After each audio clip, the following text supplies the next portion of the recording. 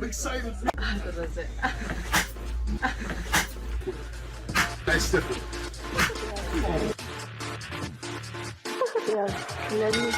Pedigree, 1, 2, 3, brought to you live by the champ. Her last ride straight to hell, a tombstone, a choke slam. Here to give it to you raw. This is Wrestling with Savage, SmackDown. Hold the title, this is Wrestling with Savage. What?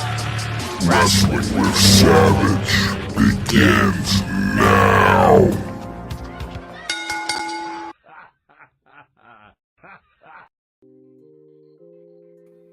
Just messing. What's going on, guys? Welcome to Wrestling with Savage. We're here for another live episode. It's Monday night, and what a hell of a week it's been. I want to have some breaking news here for you. We have a permanent addition to the show, and his name is Total Tom, and he's here. He's going to be here for every single Monday Night Raw and Wednesday Night Dynamite, in case, unless something comes up. Obviously, life is life, no problem. We also have Anthony Loves Wrestling, our resident here, back, our resident photographer for BPW. All right. I know Anthony loves that. What a hell of a week it's been. Tom, how about you, man? How much good wrestling have we seen in the last week? And I'm not even talking about Monday Night Raw. ISPW, man. Shit was crazy, bro. Shit was crazy. You and I saw each other Friday night. We had a banger in Avenel, New Jersey. And then Saturday we had, of course, Elimination Chamber, and there was also some New Japan wrestling that was going on. And then tonight, Monday Night Raw. Also, there was a Creator Pro on Sunday as well, too. So it was a busy, busy weekend for wrestling. It's been absolutely bonkers. I'm going to go ahead and let me see if I can play this. Maybe I'll do it later. I was trying to, I want to share some stuff from ISPW so everybody could see what was going on. But, you know, like you said, tonight was Monday Night Raw. And it starts off with Sami Zayn. But before we get into Sami Zayn, you know, you got to know Raw's coming to you from Canada again in Ottawa. They're going to, of course, show you a video package of Elimination Chamber to remind you of what happened and all that good stuff. And Elimination Chamber, we didn't do a show on Elimination Chamber. So real quick, Tom, I'll go to you first. What were your thoughts on Elimination Chamber in general? Let's start with the main event. You got Roman Reigns, you got Sami Zayn. What did you think? You know, I don't want to sound like I'm just echoing what Bully Ray said today on Busted Open, because I've been saying it for a couple of years now on Tommy Fierro's podcast, which airs every Thursday. And we need to go back to slowing it down. And this was wrestling slowing it down. They took their time. They played off the crowd. They did headlocks. They did rest holds. I mean, they didn't even touch for like the first 5 minutes. I mean, this is when you know you have the crowd in the palm of your hand. And my whole thing is I'm sick and tired of wrestlers trying to, you know, outdo each other. And I feel like that's where the injuries come in. And I want to see my favorite wrestlers in the ring. And as long as they can be protected, that's good for all of us. So I think less is always more.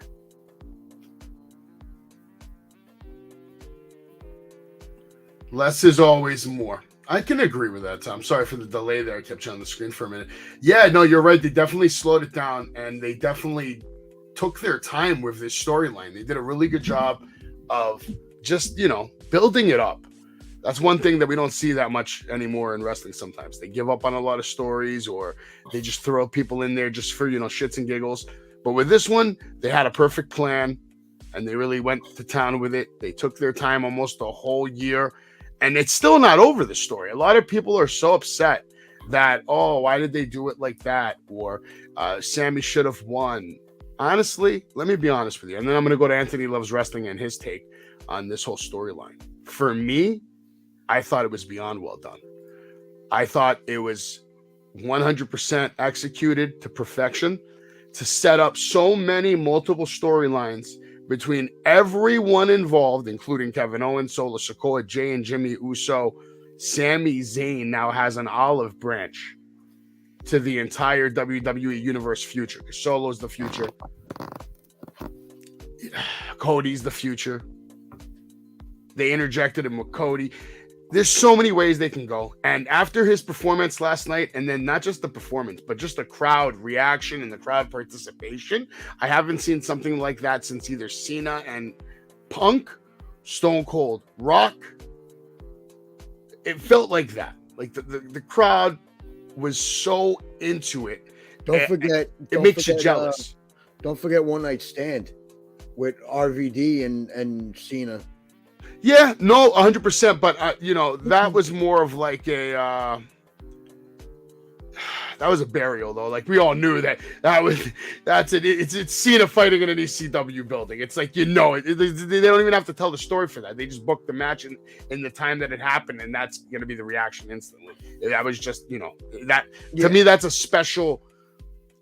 I can't even compare any of this to that. That was something special. That transcended professional wrestling. That moment, you know, that moment deserves an entire show, honestly. And real quick, shout out to everybody in the chat. Johannes Valentine, always coming to us live from Germany. We got Steven Chambers in the house. Randy is in the house. He's saying, "What's up, Toto Tom?" And Steven, you think Robbie versus Brock sucked? Yeah, we'll get into that. All hail King Recon. And of course, Hunter Dillon in the house. Appreciate you. It's been a minute. Yes, I know it's been a minute. But let's get back to Elimination Chamber. Look at the back of Sammy. Like, he earned it. He earned everything he's got coming to him right now. I'll say this, Tom. I didn't get to say it, and I want to know what Anthony thought real quick before I move on. I now look at Sammy differently. I now look at Sammy as a future world champion one day. That's how much his performance convinced me. Anthony Loves Wrestling. What did you think of this main event for Elimination Chamber? I thought it was well done. The way the match was set, the way, like you said, like the way they played off the crowd, they took their time. So you were happy with the ending, though? Like, you're not like upset, or because I know a lot of people are mad. They wanted Sammy to win. You know, I know Tom knows about it, right? I'm not disappointed in the finish because I knew it was going to happen that way. But what happened after the match, I'm like, where are you going with this? Because they're going to a tag team thing, but you know, this was the undisputed champion of social media. It literally took over anything on social. People were talking about it. Next, I want to talk about the performance that Austin Theory had at the Elimination Chamber. I know they're talking about how impressive Asuka's performance was, but this men's Elimination Chamber was an absolute banger. Between him, Montez Ford doing that Spider-Man spot, and then just everything he did in the ring. Seth, all the spots they had with him, and then Theory comes on top. Bronson Reed. Triple H said it in the press conference. Everyone killed it, man. Absolutely killed it. Theory won the match, still the champion. Tom, what did you think about this match right here? Yeah, I thought it was the best match of the night. I mean, even though the most heat was during the main event between Roman and Sammy, and I guess for storytelling, you could probably call that match a 5-star match because it's a match that we just really don't see anymore. I'd love to, as I said, and I'm just going to continue to always harp on it.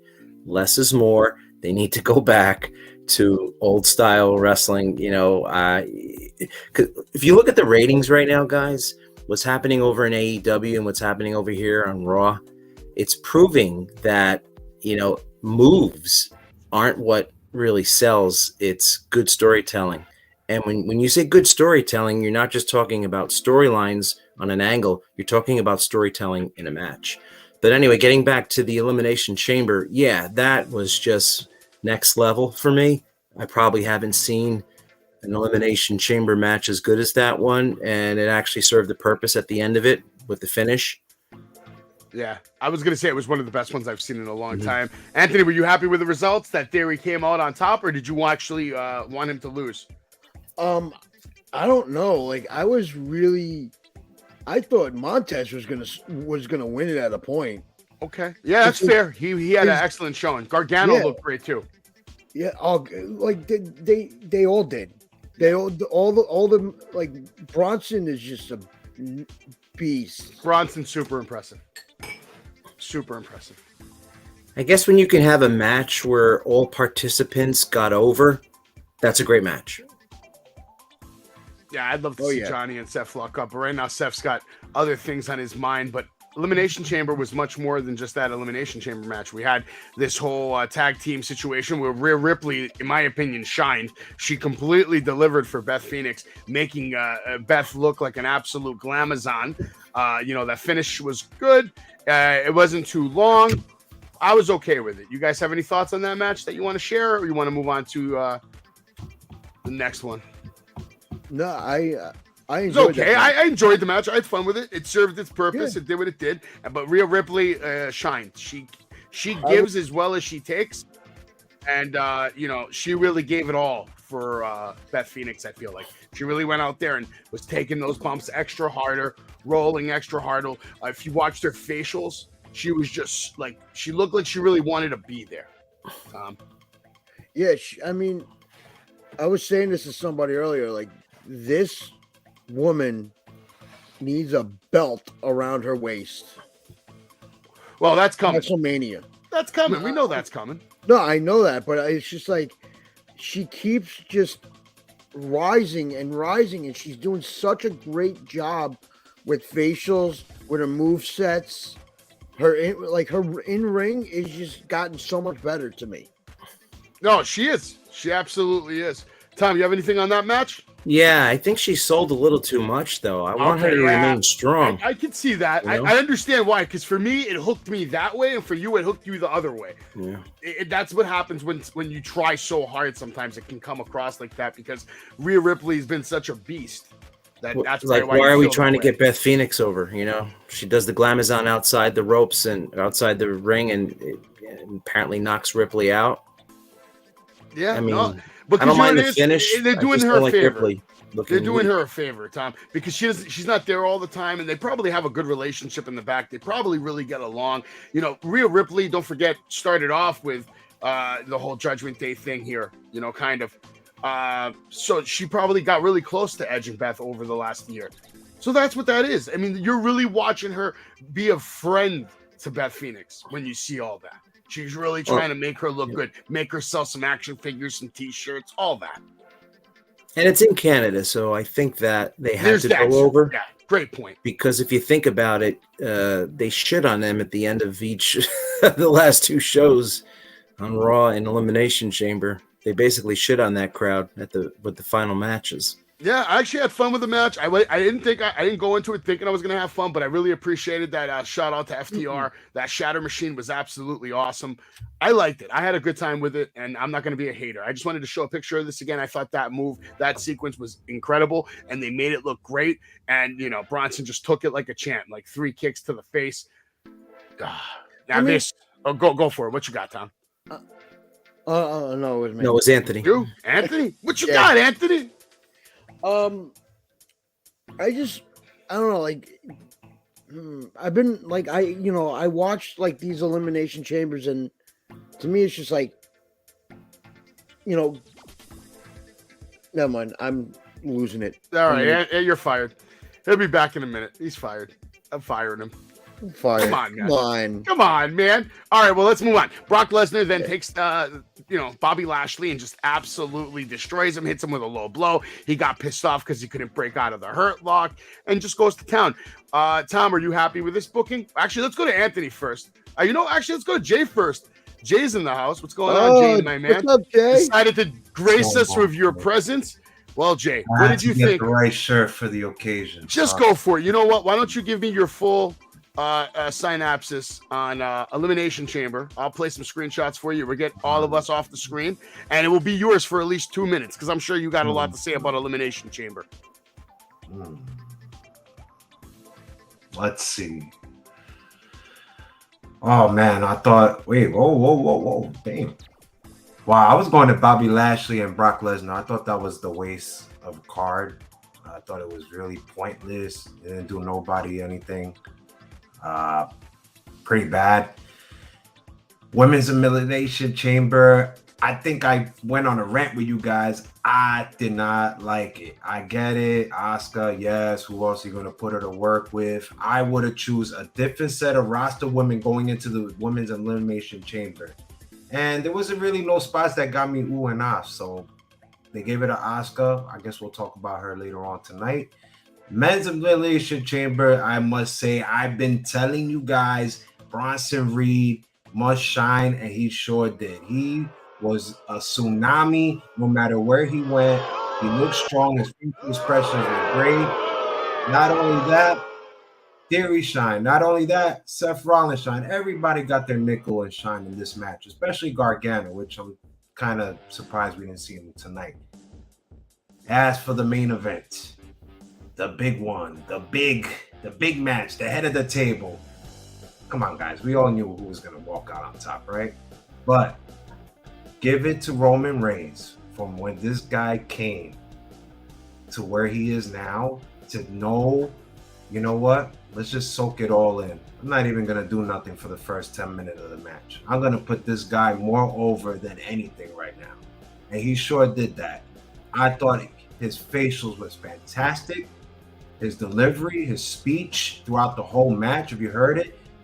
I think Tom hit it in the nail. This is storybook telling. You guys been saying it earlier on before I was on that, you know, this is the way how you got to slow burn this match, and it was slow burn perfectly. It made Sammy look more on top than ever by the finish, so the finish wasn't bad to me. I like it. I think that was the way you have to go in this, and I can't say anything more about it. This is definitely a match of the year nominee for sure. Okay. Tom, I wanted to get your take on the Women's Elimination Chamber match because we didn't get to talk to you about that. What were your thoughts on Asuka winning that match, coming out on top? I was personally happy with it. Yeah, I mean, it was either going to be Asuka or Raquel. I didn't have, nothing really blew me away in it, but nothing, I wasn't a snooze fest. I mean, it had my interest. There was just so much else happening on that card that you asked me about this particular match kind of gets lost in the sauce because of everything else that happened. It was actually a really good Women's Elimination Chamber match. I don't think it was the best Women's Elimination Chamber match because I heard a couple of people say that. For me, the best one was Shayna Baszler just going absolutely bananas, berserk.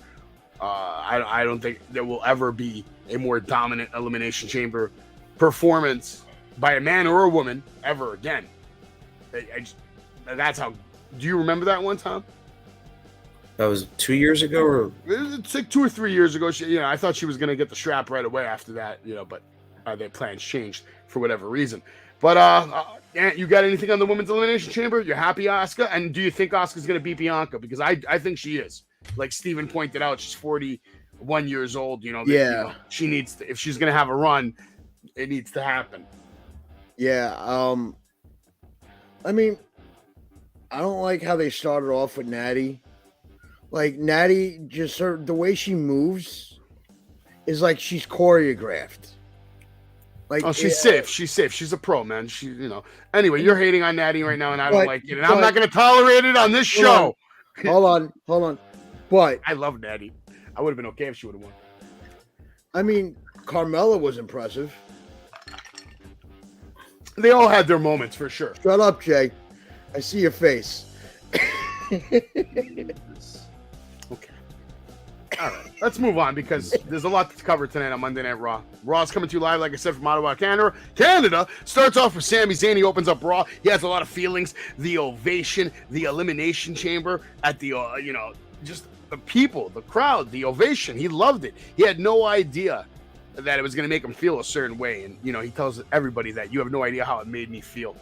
They start chanting, "You deserve it." He says he has to finish the story, so he asks Kevin Owens to come out right now. For months, she talked about talking down the bloodline. Now I have a mission. Last thing I do, Roman Reigns and the bloodline are going to come crumbling down. But I can't do it alone.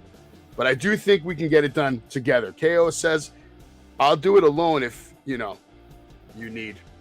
But, for you might as well just go ahead and ask your buddy Jay. KO walks out, wants nothing to do with Sammy. Sammy goes to walk out and is attacked by Corbin. Corbin talking now back. He's saying, he was the last person to beat Roman Reigns. And I called it. He beat you, he destroyed you, and he embarrassed you in front of your friends and family. This is sad and pathetic that you came out here to beg KO. Your story's over, Sammy, because you, Sammy, are a complete and utter failure. They go on to have a match, and of course, it's going to be exactly what you think it's going to be. Corbin got a couple of spots off and all that, but at the end of the day, that haluva kick was just too much for Corbin, and Corbin took the L. So I'm going to go to Tom first. Tom, what are your thoughts on this opening for Monday Night Raw between the promo, the segment, and, of course, the match? So the promo, I thought, did something different, because I think everybody in the arena and on TV watching thought that this was going to be where Kevin and Sammy decided to form a partnership and take on the Bloodline together. That didn't happen. So now the story continues, and it's just another way for them to continue this brilliant saga. Now, as far as Baron Corbin coming down the ringside and interrupting when Sammy was in the ring, they couldn't have picked a worse time to do that.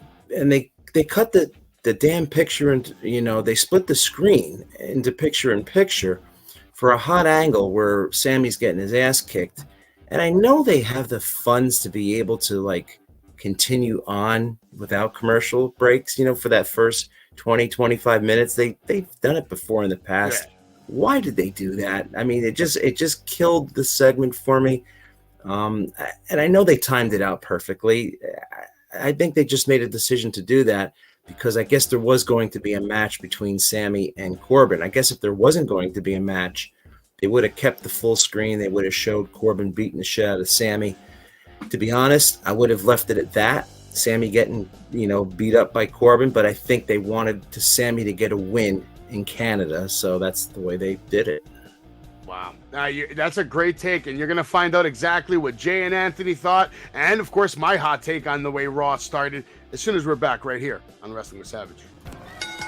Savage Kingdom, I'm proud to announce that we are going to be sponsoring Wrestling with Savage is going to be one of the sponsors at the 80s Wrestling Con 4, where you can come down and meet Bret the Hitman Hart and tons of other legends, even one that I'm going to bring with us at our vendor table. And then after the meet and greets, you can come on down and watch Rock and Wrestling. It's going to be a great card. You got Dirty Dangle versus Eugene, the Powers of Pain versus the Now, Carlito versus Val Venus, Davey Boy Smith Jr. versus Crowbar, Alpha Jr. versus Snitsky. There's going to be a 10-man battle royal. There's going to be a lot of surprise entrants, including one that's been announced, the Headbangers. You're going to have the ISPW heavyweight title match between Bull James with Maven versus Rick Recon with David LaGreca. Earl Hebner is the special guest referee. You're not going to want to miss this event. Jay Alfred's going to be there. Matt Stryker's going to be fighting Justin Carino. There's going to be ISPW Women's Title Super 6-Way with Vicious Vicky, the champion. Let's get it. Do not miss this event. Men in Sports Arena,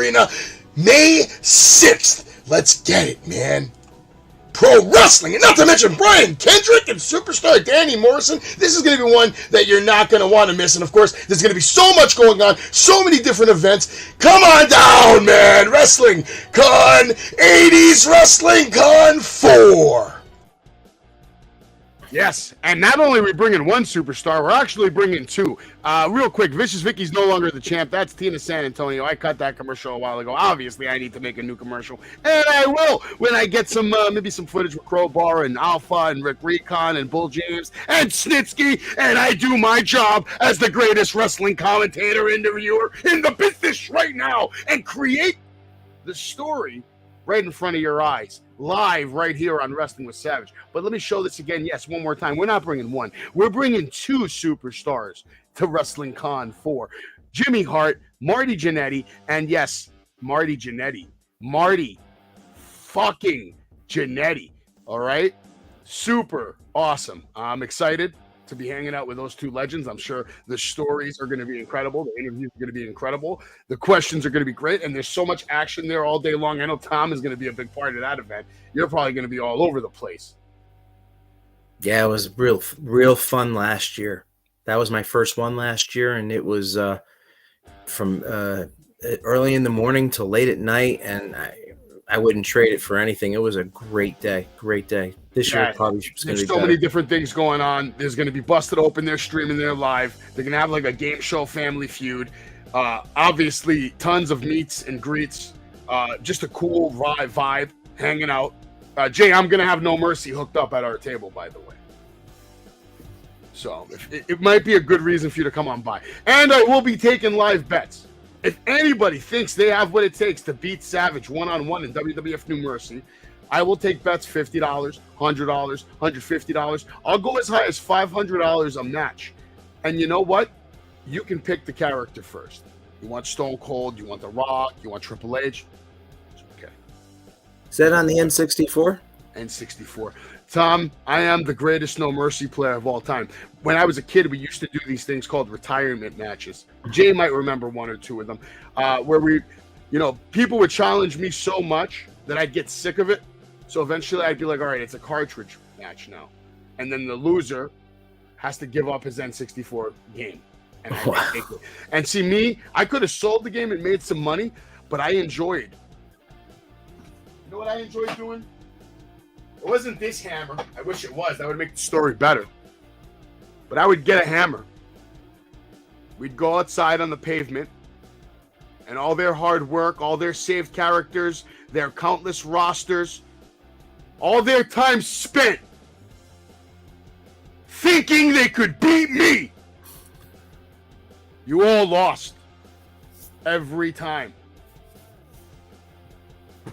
I'm going to do it again. I hope someone has the balls to put $500 on it, because I would love to make some money on May 6th, 2023 at Wrestling 80s Con 4 when Savage will be in the house. The whole day. The whole day. It's going to be great. It's going to be fucking great. And I'm cursing. I don't care. This is my goddamn show. And I'm allowed to curse. Everybody else has a 3 F-bomb rule. After the 3 F-bombs, you get fired. That's fair, right? What the hell were we talking about? Monday Night Raw. We were up to, I believe, Sami Zayn, Adam Pearce coming down, letting him fight Corbin. To me, my hot take on this, how do you waste Sami Zayn? After what we just saw on Saturday night and the reaction the crowd had, how is he, if he's going to be at Raw, why isn't he part of the main event? Why aren't you hyping it up the whole night? You're just giving it away in the beginning of the night. That Judgment Day segment with, Theory and Edge doesn't need to be main event. That could go on. That could kick off the night. Great way to start off the night. That's how I would have did it. You start off the night with that banger match. Then Finn can come out, do whatever. And then you go into the rest of the night building up Sami Zayn. He comes out, does his thing. And then there's a match, impromptu match. But that's how you end the night. And it shouldn't be with Corbin. It should be with somebody that, Corbin's been taking enough L's. This doesn't serve anybody anything. We knew what was going to happen. It was so predictable. Jay, you have anything on this opening night? Would you have did it differently? Yeah, I would have not booked Sammy for tonight on Monday Night Raw. I thought they could have done without this, but I get it. You're in Canada. You got to make the crowd happy. So that's what happened. And then all of a sudden, a 6'8" big waste of space to me comes out, gets on the mic, saying this and that. I know I'm going to get a lot of heat, but let's face it, he's a great mid worker, and that's all he's going to be. But he's going nowhere. That's why we got rid of JBL. Let's face it, that's what it is. I can't even disagree with you at this point. It is what it is. He's not living up to the par. No matter how many times you repackage this guy, he's becoming a joke. Let's face it, becoming a meme about that. He's a great worker, but yes, he is becoming a joke. Yes. And I can say Anthony, you got anything on that opening? Would you have did it differently? Completely. I would not have brought Baron Corbin out here and hearing him bitch and complain and tell freaking Sammy like, "Oh, I told you." It's like, how old? Like, what do you mean, fucking high school? Sorry, but seriously, it's like, come on. I told you were gonna lose. That was your destiny. It's like, when was the last time you held a title, Corbin? Shut up. Hey, listen, he was the last one to beat Roman Reigns. Have some damn respect. They show us a video package of, the whole thing between Edge and Rhea Ripley and Beth Phoenix and Finn Balor. And then we're told we're going to get a little interview with Rhea Ripley with little Dom. Byron Saxton gets to ask the questions. He starts by asking Ripley about her loss at the Elimination Chamber. The last thing Rhea will say about Beth Phoenix is that after the match, the Hall of Famer said she was the real deal. She doesn't think they're done, but now she's focused on Charlotte Flair and WrestleMania. Saxton tries for a follow-up, but Dom shuts him down. If Byron bothers mommy about these has-beens, like his dad again, he's going to show him what he did to guys when he was locked up. Flair said that 3 years ago she taught Ripley a lesson, but this year she'll put her in her place. What Rhea Ripley will say when they come face-to-face on Friday, you have to wait and find out, I guess. The Royal Rumble winner says, make sure you watch, find out what happens on Friday Night SmackDown. Dom says his dad has a match on SmackDown, so he'll tag along and wish him luck. Yeah, okay. I'm sure you will, Dom. Anybody have any thoughts on Dom and Mommy? You can raise your hand, just start talking. That's the way these talk shows usually work. Some talking involved. Okay, yeah, what's up? You actually listen, look, he's a great student. I'm actually loving the natural heat that Dom is getting from the crowds everywhere they go. And I was watching a interview with Finn Balor, and Balor said, he goes, us having Dom is really helping us get over with the crowd very well. Like, we're getting natural heat, and it's because of what he did to his father at Clash of the Castle. How he turned on him. Okay. I love the Hey, who you talking to? I'm your boss. Watch it. Yeah. Once again, your interim and future. Just MJF, just casually hanging out at a Creative Pro show. And these two clowns didn't come. And now this is the part of the show where I rip on the two clowns who missed out on the opportunity to be in the same oxygen space as the AEW World Champion Maxwell Jacob Friedman. Feet away from me. He's 25 And by the way, Maxwell told me to fuck off at least twice. Once at that table and once in the parking lot as he was driving off in his beautiful car. And no, I didn't follow him home, although the thought did occur. I will not lie about that. My car was there. He was there. I was like, now let's not go down that creepy road. So we didn't do it. Okay, we're normal human beings here. And I cut him a lot of slack because I could have went ballistic on him. I could have got in front of his car, not let him leave the parking lot, just cut like the craziest fucking promo. But and then Savage in cuffs.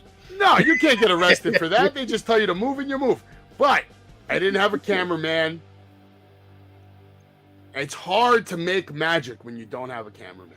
People truly don't understand what I'm capable of if I had a cameraman. Someone who was there ready to watch Savage do his thing. I fucked up yesterday.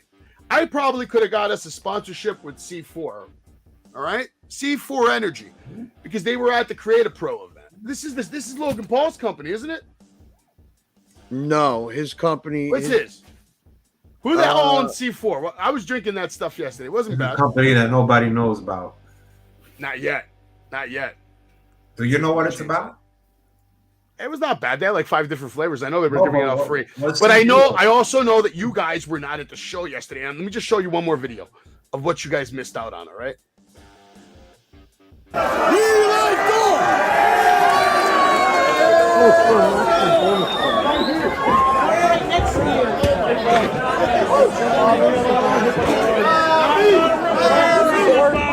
Yeah, sure.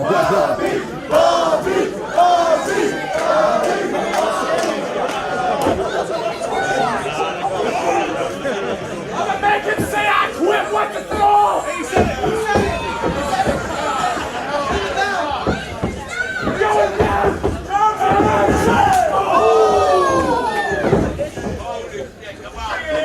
You fucked up, Bobby.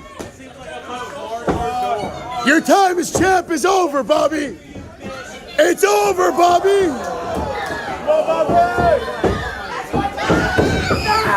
That would have been fucking nuts.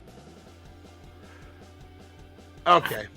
Obviously I picked the wrong video, but you know what? We're going to fix that right now. Do you guys want to know what happened to that match? That was actual I Quit match. They had like over 20 minutes, and they absolutely murdered it. They were like tag team partners for so many years. I can't even believe this match.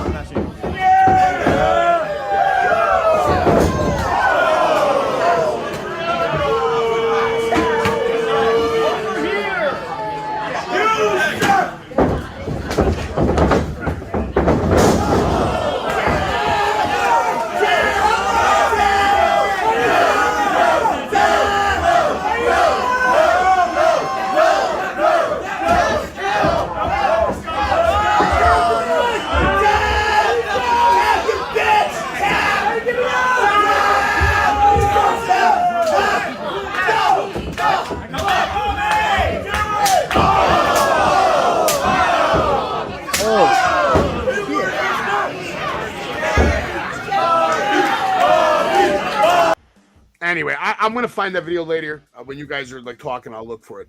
There's a clip that you guys got to see. Anyway, they had an absolute banger. Tom, you need to get out to Long Island. You need to come to one of these Creative Pro shows. They don't do them often. It's not every month. It's usually like every other month or every 3 months. But every one I have been to has been an absolute good time. Just like all the ISPW shows, just like all the BPW shows, just like all the Outlaw shows. They know how to put on a show. And obviously, MJF just sitting in the building, man. Wow, I lost my fucking mind. Was he the whole time, or was he just in and out? Listen, the dude next to me basically said, "That's MJF." The only motherfucker who knew. They didn't announce it. He came in to do commentary on the Cap Battle Royale, which was also another like insane match. And actually, why not? This one I know exactly where it is. I don't know which part of the match it is, but just look at the amount of people in the ring. It's loading right now. It's loading.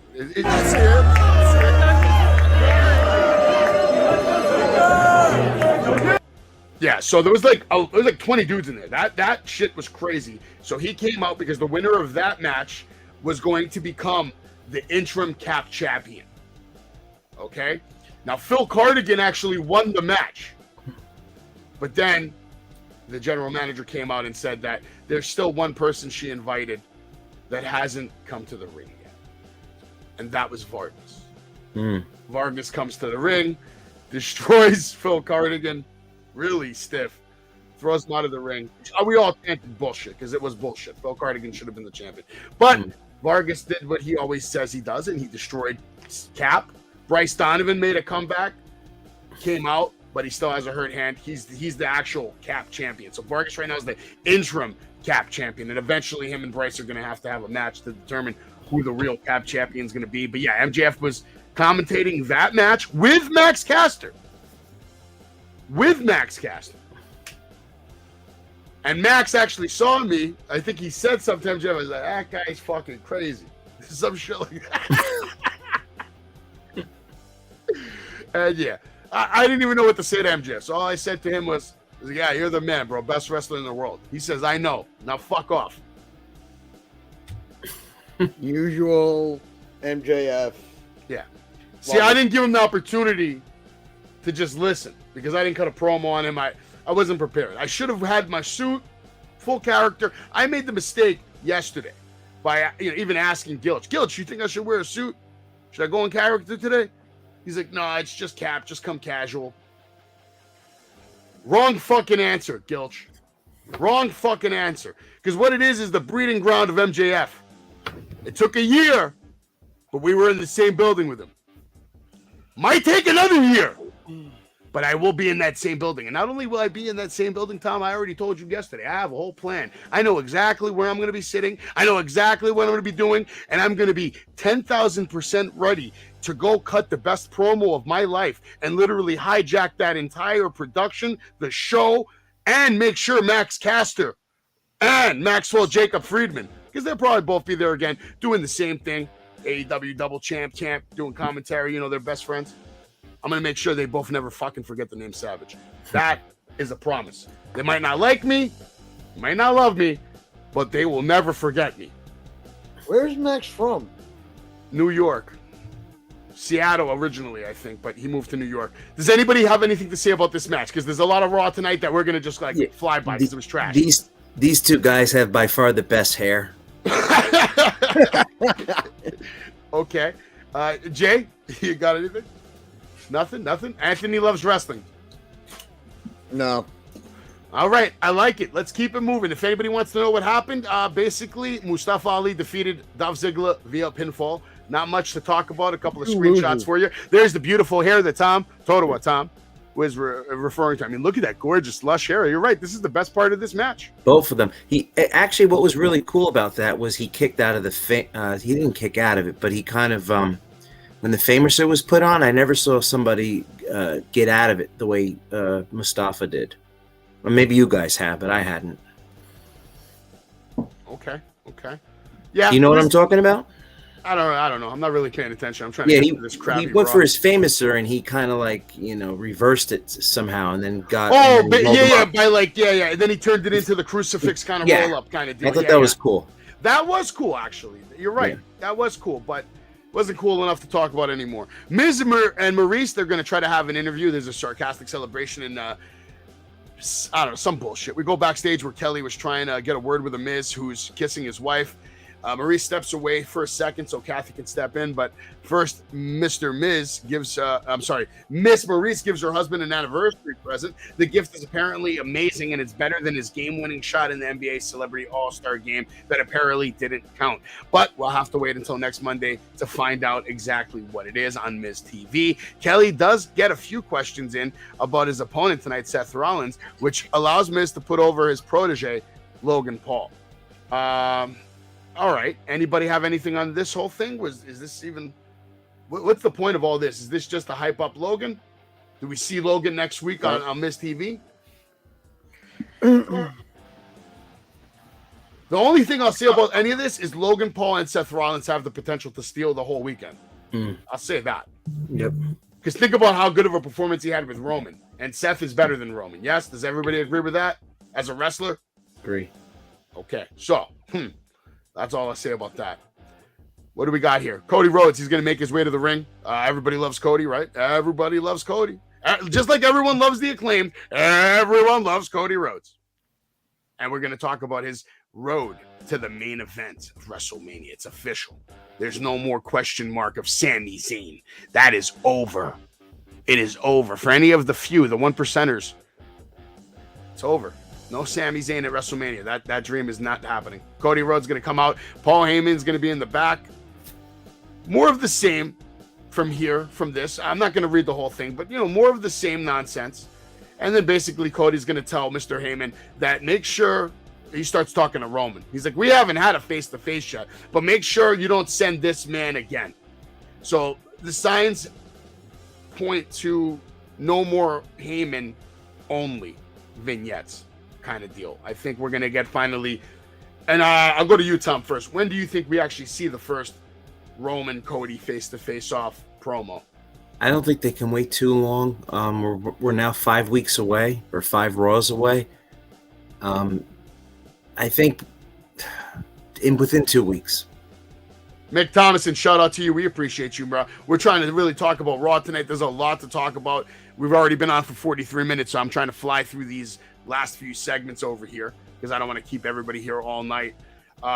Jay, how about you? Do you think we're going to see Roman Reigns and Cody Rhodes next week? And how long? Hold on, you got to let the guy finish the question. And I'm already gonna ask. Do you think we're going to see physicality in the next few weeks between them?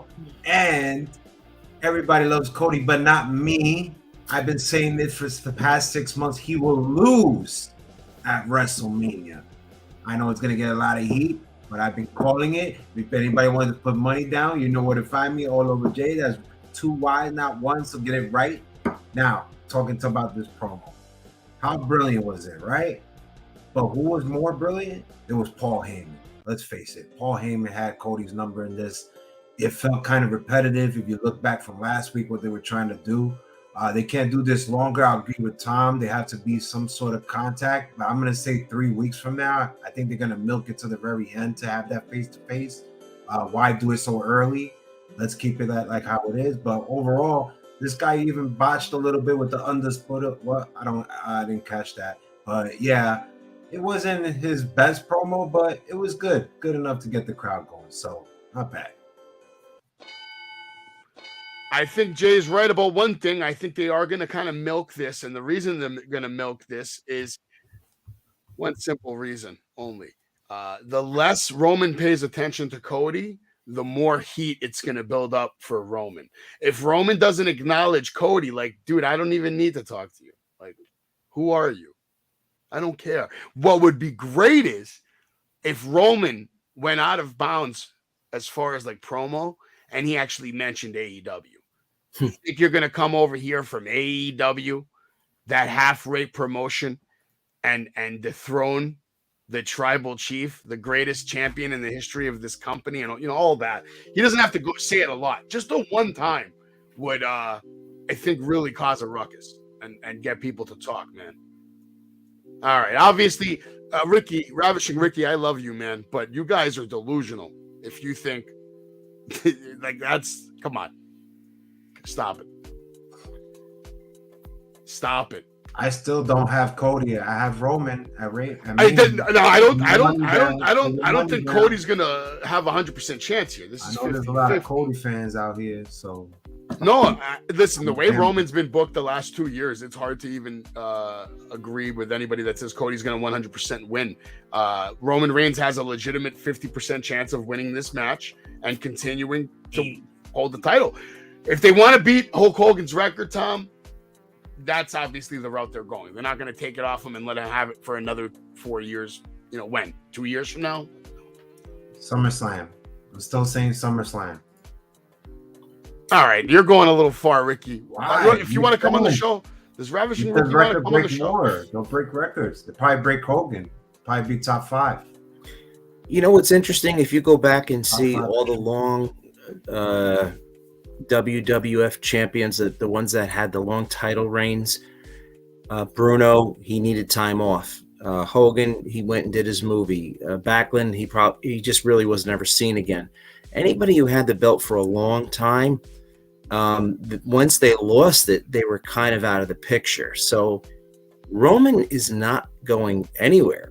So I know Paul Heyman tonight had a great promo and talked about how Cody is going to have to deal with all this pressure of being champ if he wins.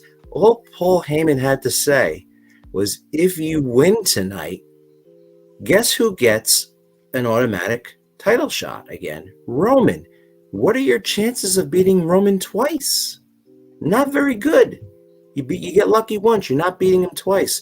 So, Roman is going to be around for a long time, I think. So either he's not going to win, either he's not going to lose, like Jay said, or if he does loses, he might regain it right away. I like that. Like what, the next night on Raw? No, maybe not then, but I don't know. Okay, anything's possible with Triple H at the helm, but we'll have to wait and see. I just want to say I love this whole little Joker shout out. And it's funny because I've been calling Seth Rollins the Joker for a while. People are like, I don't like his character. He's all over the place. He's heel. He's babyface. I'm like, no, he's not anything. He's not a heel. He's not babyface. He's a Joker. He's whatever you need him to be. He's a Joker. He really is a Joker. And great here. He gets to do a commercial with his wife, who's the man, and she has the man cave, and she rocked this part. They rocked it. This was one of the best Hollywood little vignettes I've seen them do ever. It's right up there with anything The Rock or Stone Cold did, but the Gladiator and all that. It was great. We're going to get into the match now. Asuka versus Nikki Cross. Right after the bell rings, Asuka's Mania opponent gets a full entrance while Bianca Belair skips to the chair at the commentary table. I'll tell you that the two women in the ring had a really fun last woman standing match in NXT. Check it out if you've never seen it. Cross starts off like she usually does, like a maniac, which Asuka was completely ready for. This was one-sided until Nikki dodges a kick on the apron and Asuka's foot cracks off the ring post. They're back inside. Asuka is making a comeback after a drop kick. An array of strikes puts Nikki down, and the EST is into it. 2 count off a suplex, but Cross heads to the floor, then traps the sliding Asuka in the ring. That ringside apron skirt. She throws her, climbs up top, but Asuka catches her there, punches, and a bulldog off the middle rope. 1-2, kick out, forehead, shots all over the place. They were exchanging strikes. Asuka with the kicks and the cross asks for more. She dodges one and tries to, drop her little finisher there. She gets again with a scoop slam for 2. Nikki with a scream, but ends up getting her shit fucked up, and we just get, I believe it was straight up fucking beating right here. Asuka just coming out on top. Anybody have anything on this match? Yes. Do you see why I wouldn't go this route? Do you see why I'm uninterested in Asuka versus Bianca Belair? Do you not just see this match and the shitty multiple German suplex, the strike combos that she always does that miss 1 or 2 times? I mean, I've been saying it on every podcast, no matter who I jump in, this was not the right person. I would have not done this. I would have done a different roster, or for God's sake, give me botched Liv Morgan. But Asuka and this match, and I'm supposed to believe it, and the stare down with the blue blood crap, get out of here, man. I'm not buying into this at all. Uninterested. Cut the ponytail. Anybody else have anything on this? Tom, Bianca Belair, Asuka, do you have a winner? You have a prediction? WWE has been keeping the titles on everyone for long periods of time, so there's going to be a title change at WrestleMania. I think this might be it because she's had it for a year. I think Theory's going to keep his belt, Gunther's going to keep his, and Jay said it. Maybe Roman keeps his belt at. And Tom, why is it that the women's tag team or championships, no matter what brand, have it the longest? You know why? Because we've seen it later on in the show. We'll get to it. Lack of women roster. Right. Ricky's calling Bianca a heel turn at Mania, which could happen, but I think they wouldn't be building up Asuka's character because if you notice, she's not really talking a lot anymore, but she's doing a lot of crazy shit. She's coming out with a mask. She has the different, mouth spit and all that, red, blue, black. They all have different meaning. They all have different powers. I think they're going to go for a full push on Asuka this year. And I think they're going to give her championship. And they're going to try to tell a good story. They're going to try to maybe bring in some people from New Japan as well. That's what I've heard. I was kind of disappointed we didn't see anyone on Raw tonight. Someone named Jay White. I'm wondering where he's going to show up, but we'll talk about him another day. Because he's up in the air now. Everybody's trying to get him. Everybody's trying to get him. Anthony, do you have a prediction? Asuka versus Bianca?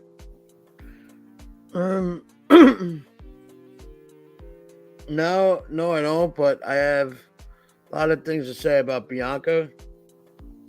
I'm not liking her coming out. She's smiling, twirling her hair. All this smiley bull crap. I don't want to see this Bianca anymore. This has to stop. She's about to go into she's about to face Asuka. One of her greatest opponents. She always had good matches with her. Okay. That's a fair take, man. Listen, man, I think you might see a heel change at Mania. I think that's the only way she would retain the title at Mania is if she did turn heel and did some crazy shit. Maybe even Montez comes down, gets involved, helps his wife. This is not working. They're heel trying to couple. make her heel, and guess what? Nobody's buying into it. We all saw it tonight. Well, I don't think they're making her heel yet. She didn't do nothing wrong. They didn't attack. But it's funny how we already have these Mania championship opponents in the ring together before Mania. How long is it going to take before we see Cody and Roman Reigns in the same ring, in the same building? I want to see it. That I'm getting bored of. I'm getting bored of this, like them tiptoeing around everything and milking this whole thing with Cody and Roman. We have 5 weeks until Mania. When are we going to get it? 2 weeks before Mania? I don't know. You're going to sit your ass back and you're going to watch and you're going to wait. Back in the day, Rock and Austin, I wanted to see them and I wouldn't even get their feuds were like 6 months at a point. All right, well, we got to get back on track. Carmella doesn't have plans for Mania yet, but she has to make Asuka pay. They're throwing that in there. Seth Rollins is basically saying that, Logan Paul costing him the Rumble and now the Chamber. But, he's seriously telling us he's going to find and hurt Paul. But since Logan isn't here tonight, Seth thinks Miz is a perfect surrogate for suffering. We're going to get an MVP promo. We see Brock Lesnar attacking referees after his qualification loss to Bobby Lashley last Saturday. Then MVP issues a WrestleMania challenge to Lesnar on behalf of Omos. He tells Brock to show up next week and deliver his answer in person. I don't even have any interest in that. Then we're going to get into the match between Seth Rollins and The Miz. And it's hard for me to say this, so I'm going to ask you guys first. Tom, I'll go to you first. Do you think this match was better than the main event? I hated the finish of this match.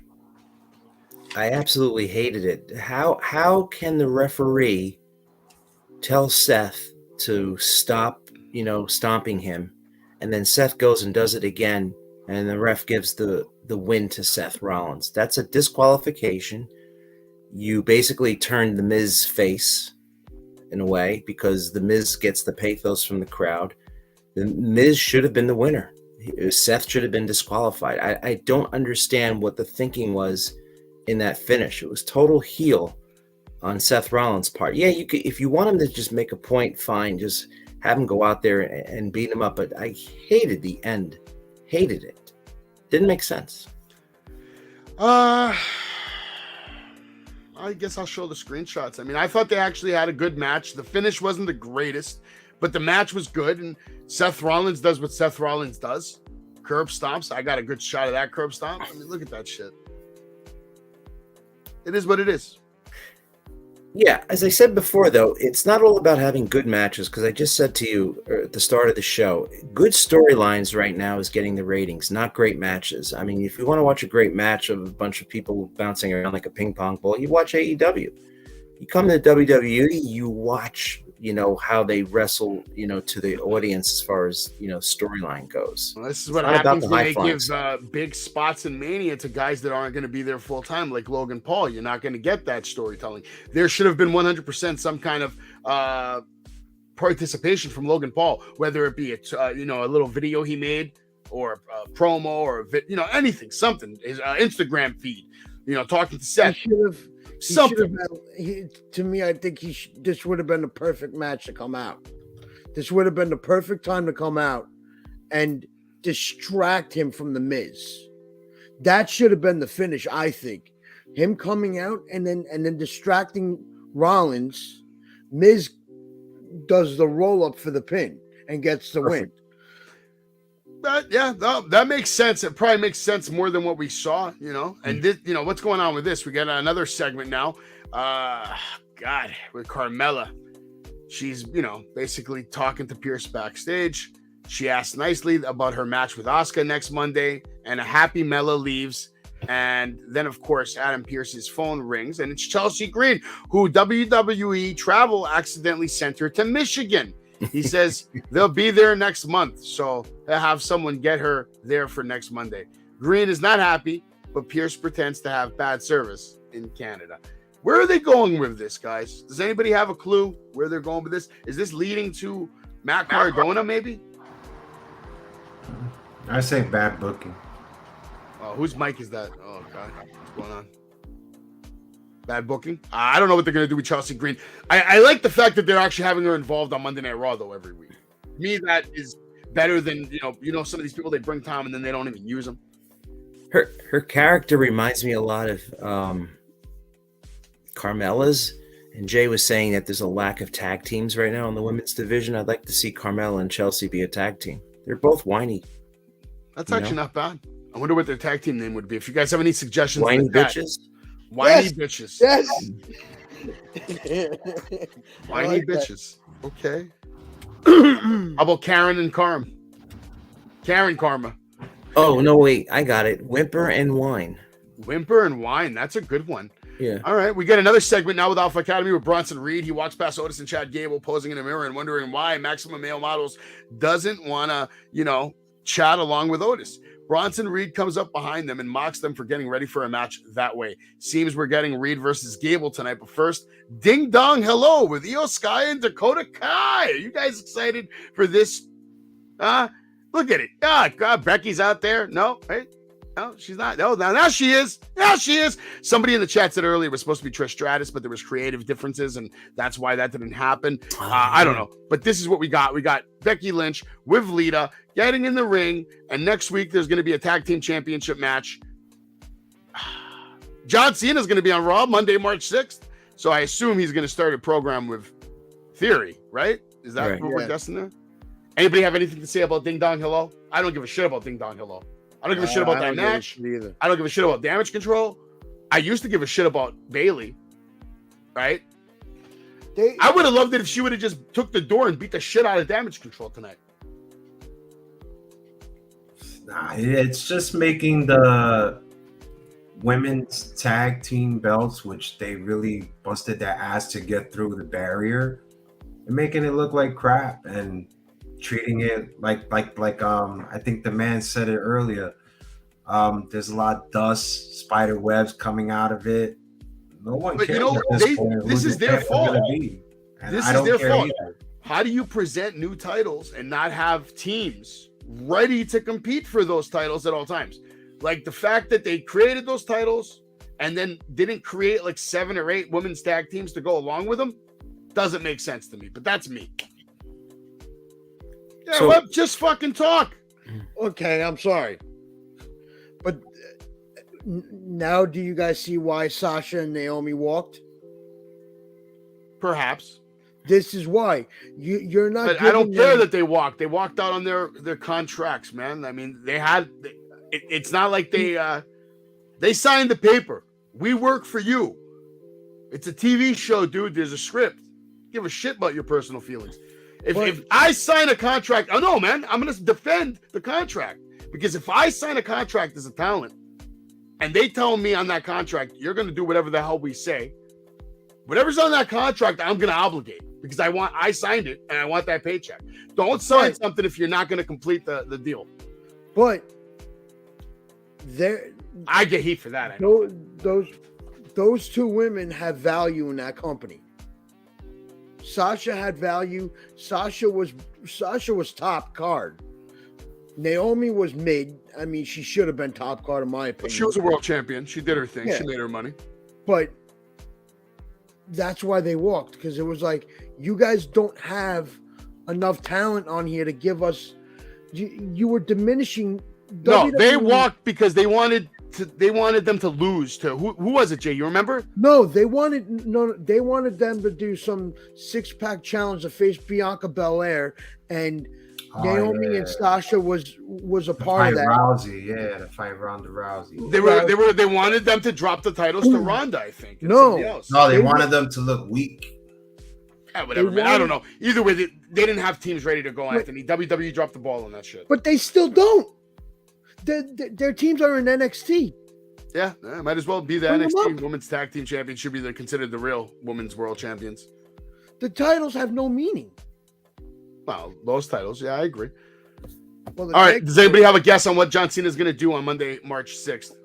Congratulations, Theory, for a performance in Elimination Chamber. You have been promoted against fighting the 16-time champion Cena at WrestleMania Hollywood, just like I called it. I'm Gonna be gonna awesome. that one. I'm gonna definitely agree with that. Does anybody care about Candice LeRae and Nikki Cross, who apparently Nikki Cross is still stalking her and following her everywhere? Nikki Cross wants to know why. Blah, blah, blah. No, right? Okay, let's keep it moving. We got Otis. We got Chad Gable. Gable's coming out here to get his ass kicked by Bronson Reed. This match was completely one-sided at the start. Seems it might just be a squash. While teasing Otis versus Reed, they did have a stare down on the outside, but Gable evades a splash and grabs an ankle lock. Chad almost gets Reed up for a suplex, but does get 2 on a diving headbutt. Otis is distracted by the appearance of Maxine Dupree, while Gable does get the suplex on Reed. Chad tries to get his attention, which allows Bronson to finish him off with a tsunami. Bronson Reed defeats Chad Gable via pinfall. And then Otis is still looking at the card Maxine gave him while we check on his partner. Anybody have anything on this match? Bronson's a beast. Yes. So I'm gonna say. Been saying it forever. You guys finally see it now, right here in Canada again. Saturday, tonight. He looked great on Saturday, and he looked great tonight. But, I feel bad that he has to look great at the expense of Gable. Gable's treated like a clown, even though pound for pound, he's a better wrestler than anyone on that roster. In the ring and on the mat. I could see him holding an Intercontinental title, though. Definitely, I could see that. I would love that. But no. Bronson. Oh, yeah. He's believable to beat. I You would can love to believe he see can beat Reed Gunther. versus Otis in the next week or two on Raw. Yes, that match is going to be good. That match is going to be Bronson good. and Sheamus. Ooh. How about you, Tom? You think Bronson could actually defeat Gunther and it would be believable? I mean, are they just throwing them together? Are we going to have a build-up? I mean... Well, at this point, do we even have an opponent for Gunther? Is Yeah, there any, like Sheamus. Is it? Sheamus? Yeah. Is I'll that what watch happened that on again. SmackDown? They're building that story right now. I'll watch that again. I thought that was match of the year last year. That was a great match. It definitely match of the year contender, like without a doubt. Yeah, 100%. top 3. But yeah, Bronson Reed did have another impressive showing on Monday Night Raw, and that's always important when you're trying to get over in the WWE universe. And that's what they're doing with Bronson. They're getting him over. Look at that hand mark from Gable, right? Gotta respect that. Gable giving the real chops. And here's another guy just getting dumped on. Elias comes out. He's in the ring. He's talking about Rick Boogs. He hopes he's backstage taking notes. And then we quickly see Boogs is watching a monitor, taking notes. Elias points to the sign and asks who wants to walk with Elias at WrestleMania.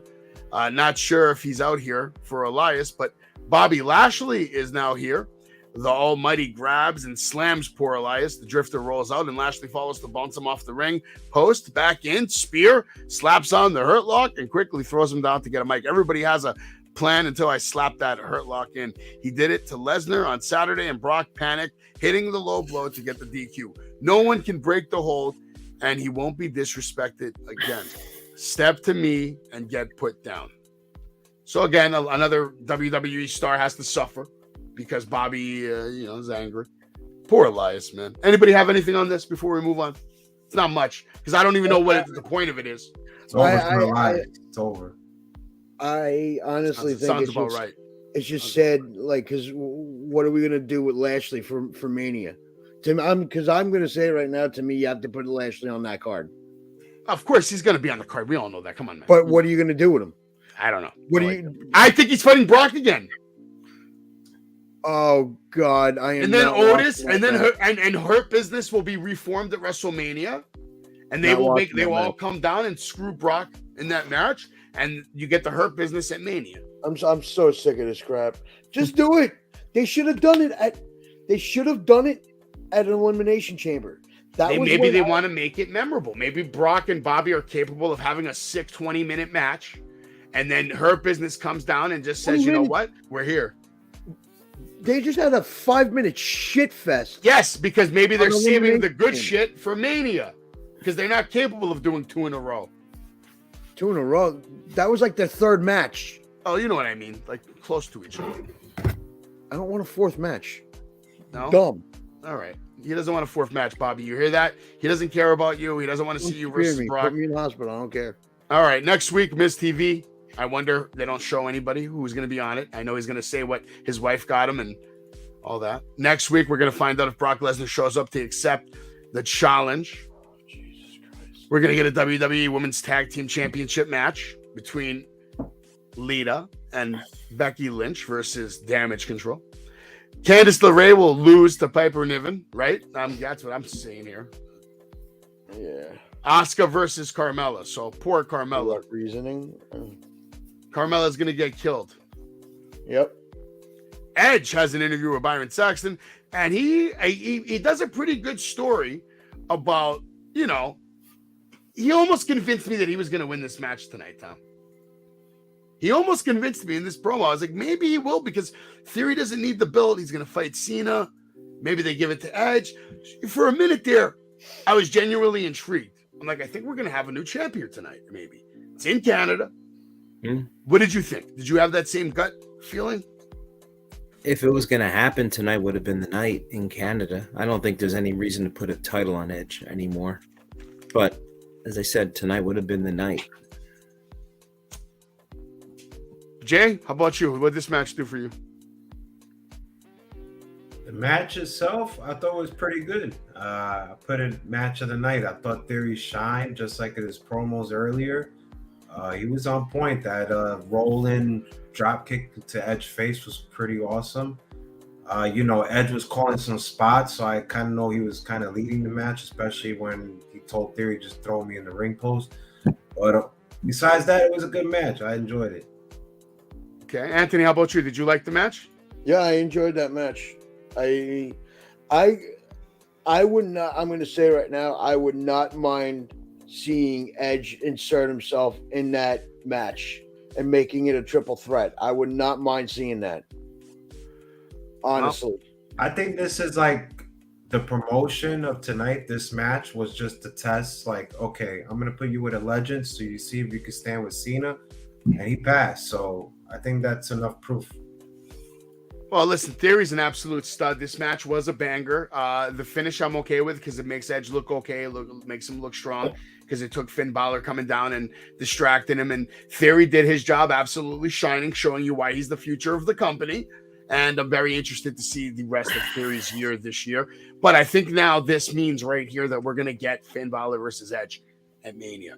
And maybe Edge is going to have to make the demon come out. I'm saying Hell in a Cell. Edge battle At Mania? At Mania. Tom, are you a fan of that? I'm calling it. Total Tom, are you a fan of Edge and Finn Balor in a Hell in the Cell match, or Mania. Edge versus the Demon? The Demon, I think that would be the match. You got to lock these two already. But how would you interference? Lock them up in the Hell in John the Cell. Gilcher with a funny comment saying he looks half fucking dead, man. That's messed up, man.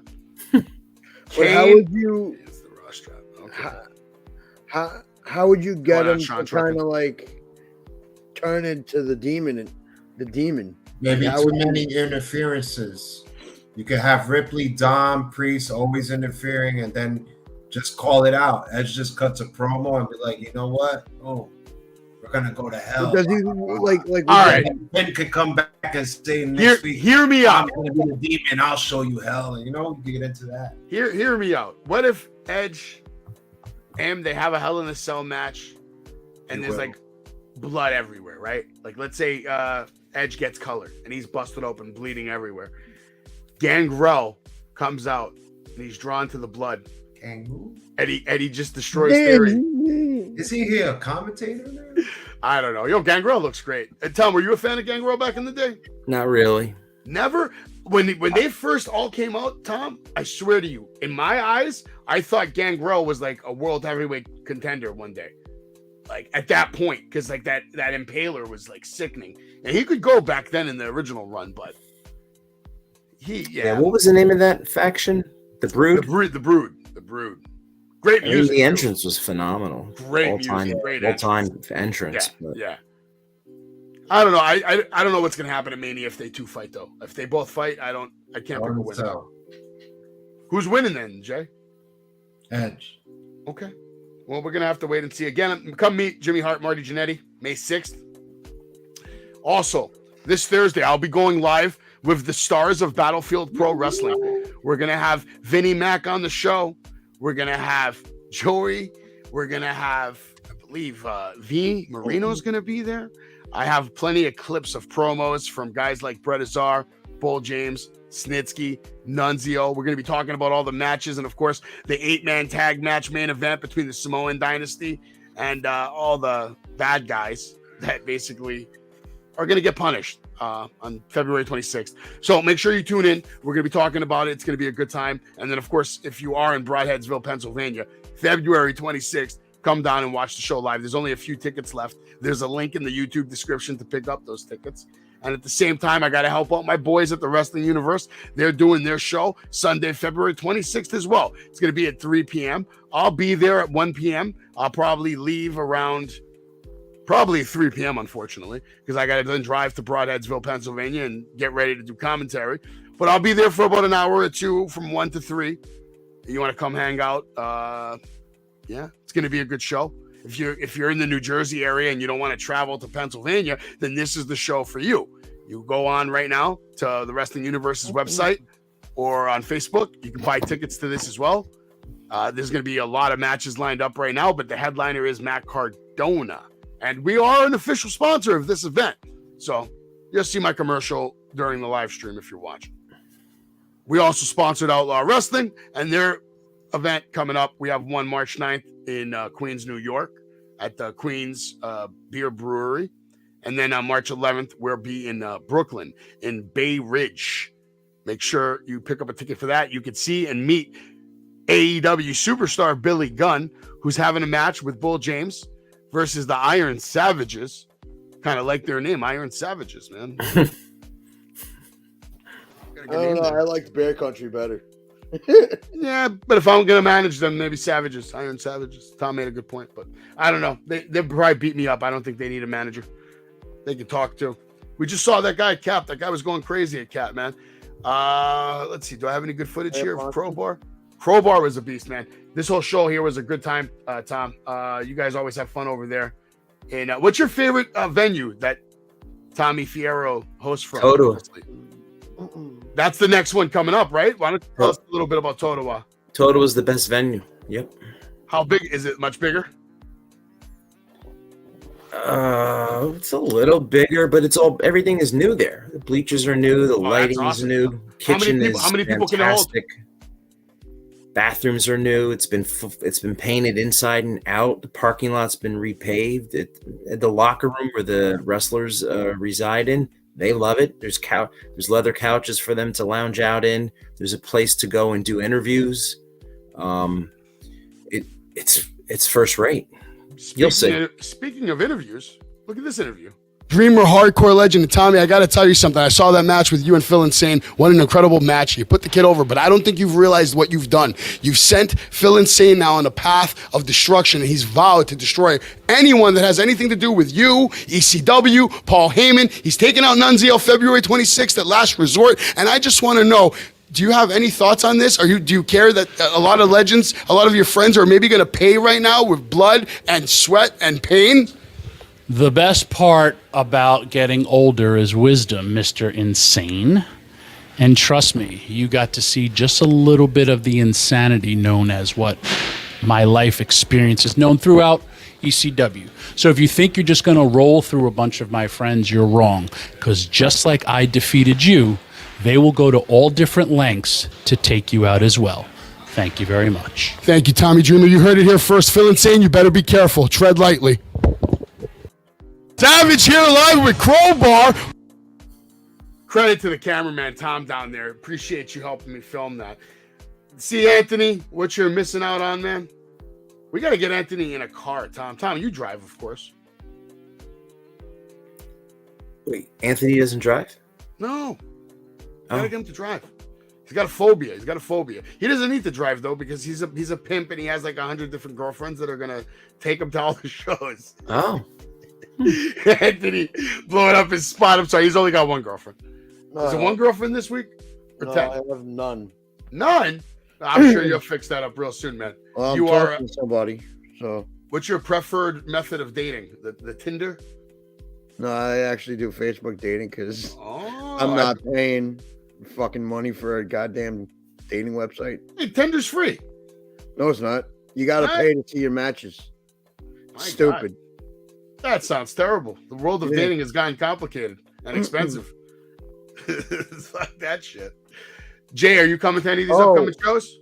I also have something else to tell you that so the girl that I'm talking to is just as passionate about wrestling as I am. And she's just as much of a big Moxley fan as I am. Oh, God. You guys are a match made in heaven. AEW does have a position available. They are looking for someone to carry John Moxley's jockstrap at all times. So you guys should apply immediately. No, thanks. I'm good. All right. We're going to get out of here in a couple of seconds. Tom, are you going to try to come to any of the Outlaw shows? Yeah, I'm looking at the one in April or May, I think, one of those Outlaw shows, and I promise you I will be at a Creator Pro as well. It's guaranteed good time, man. We can make a whole day of it, though. We can go hang out and get food first.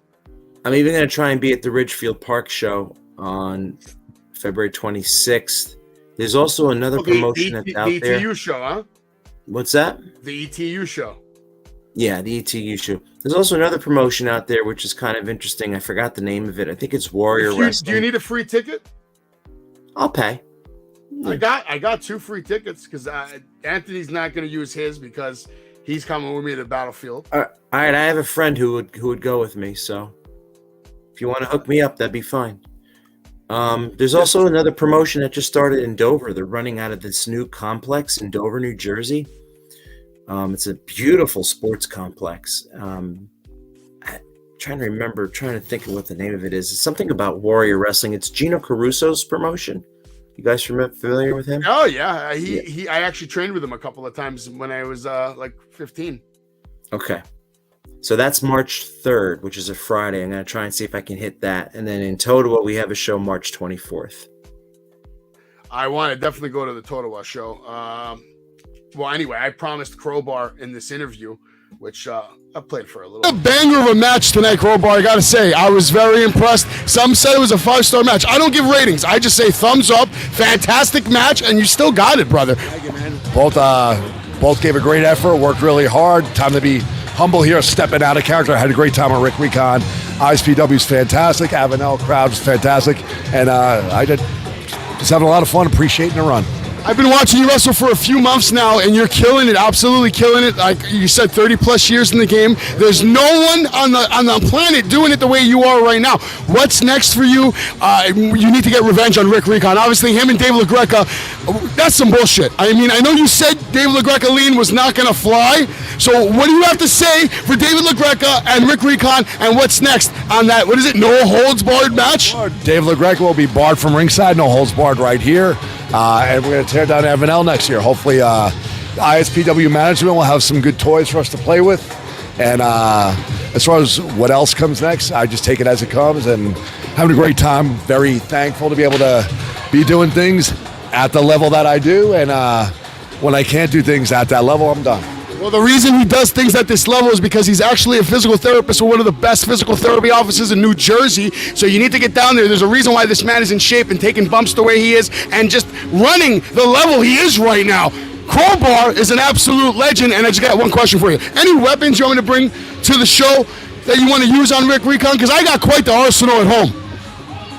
You'll bring whatever I ask. Whatever you ask. Okay, an 8-foot wooden folding table. Done. How much those things cost? I have friends in high places. Right. We're going to cut it there. I do have some I'm friends. I'm not going to steal a table. Don't ask me. Why would I ask you to steal a table? Did I ask you to steal anything? What have I ever asked you to steal? A stop sign? You don't remember that? I didn't ask you to steal a stop sign. I don't know what you're talking about. Anthony over here is obviously delusional, just like Earl Hebner was when he came in the ring and thought he was a referee, and Tommy Dreamer became the new ISPW champion for about a minute and a half. Remember that Tom? I believed it. Yep. You did believe it. Yeah. Anthony, you know, you should never incriminate yourself on a live stream, though, nor incriminate or attempt to incriminate anybody that you are, you know, friends with, or maybe someone that gets you free wrestling tickets, someone who gets you jobs in wrestling promotions to take pictures. I was making just an idea. You know, I was making a joke. Come on. Joke. You tried to accuse me. Hey, Savage, how cool was it after the show? You got to sit down and talk with Earl Hebner for like 20 minutes. That was great. Yeah, Jay, I think I mentioned it a couple of. Yeah, I talked to him for a while, man. He has my phone number. He hasn't called me yet, but I'm gonna see him again at the battlefield. He'll be there on Sunday as well. I'm excited to see Tyson Kidd, bro. We're gonna try and get him on the podcast on Thursday at 10 a.m. Who? Hebner. On the ISPW podcast? Yeah. Do you help with that podcast? No, I just call in. Okay. I called in last time and I don't even know how it worked. I could just hear the show, but nobody picked up to talk to me. Yeah, there was too many people that called in that day. So I understand. Try this week. You should honestly you should come to the Broadhead show on the 26th.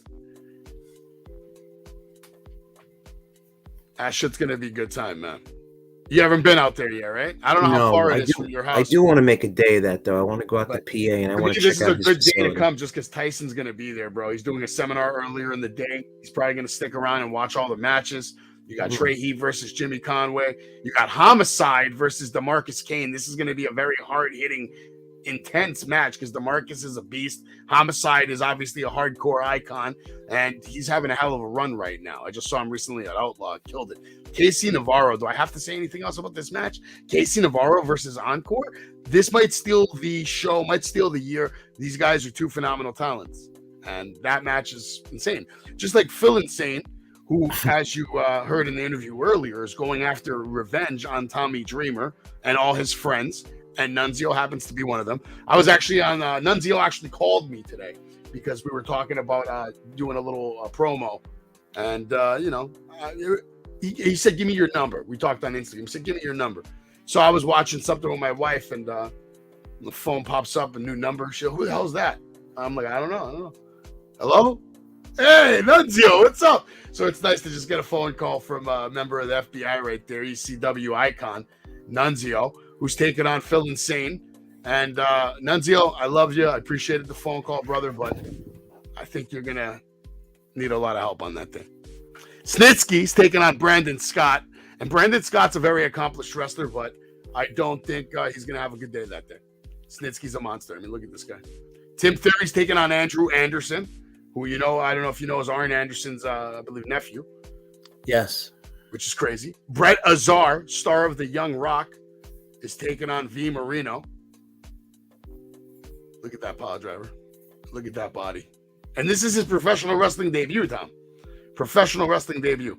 And then, of course, the 8-man tag, which is the main event. Jacob Fatu, Sean Maluta, Alpha Jr., Lance Anoa versus Bull James, Joey Martinez, Vinnie Mac, and Mr. Ruda. So if you're in the area, make sure you come on down and check it out. It's going to be a hell of a night, hell of a show. Bull James in the main event. It's going to be sick, man. I can't wait. And these guys, they've done a lot, man, in this business. The match is going to be real deal. Jacob Fatu's a monster. Sean Maluta's a monster. Lance is a monster. And, of course, Alpha Anoa Jr. is an absolute monster.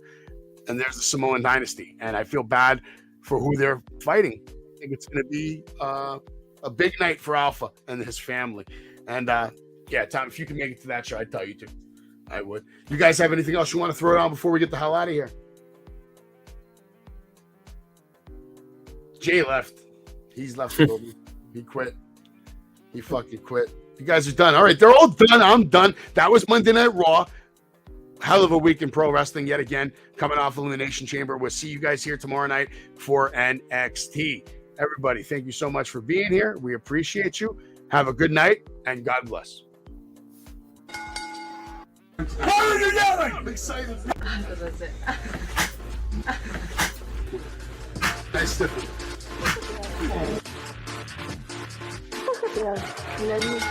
Pedigree, 1, 2, 3, brought to you live by the champ. A last ride straight to hell, a tombstone, a choke slam. Here to give it to you raw. This is Wrestling with Savage. SmackDown, hold the title. This is Wrestling with Savage. What? Wrestling with Savage begins now.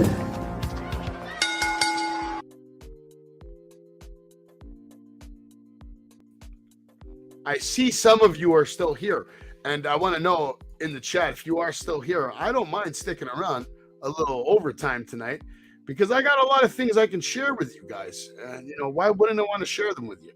I had a good time this weekend, professional wrestling. It was just awesome to see so many banger matches and independent wrestling, man, at its finest. I'll give you a little clip. Where's this match right here? I want to show you this match. Oh, I have that in a different folder. All right, let's watch Tommy Dreamer and Bull James. What are you going to do about it?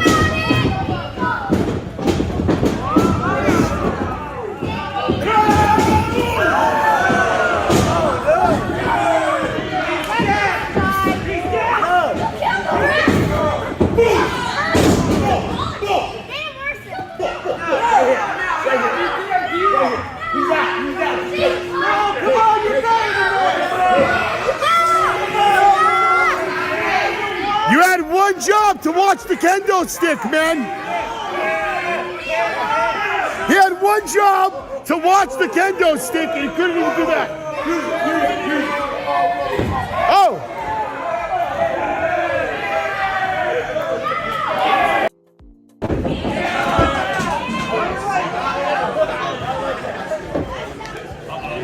Let's go, guys! Peace!